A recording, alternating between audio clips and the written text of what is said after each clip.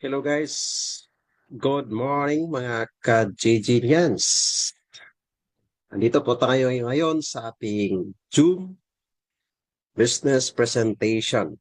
So, I will discuss to you about our marketing plan. So, we directly discuss our marketing plan kasi may gustong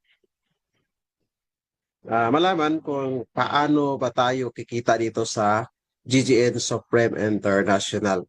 So, GGN from the acronym which is the name of the owner of our company. So, G means Gerson, G means Vesario, and N means Nelio. So, that's the meaning of GGN Supreme International. So, guys, bakit maraming mga tao o bakit maraming mga network builder, mga network marketer ang sumali dito sa ating company?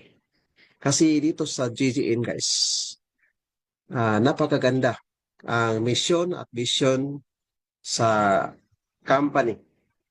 Kaya maraming mga tao na sumabay dito sa amin dahil alam namin bilang isang network builder o network marketer, napakahirap talaga na mag-build ng isang grupo. Dahil sa marami tayong mga company na pinagdaanan, pero nawala, na parang bula.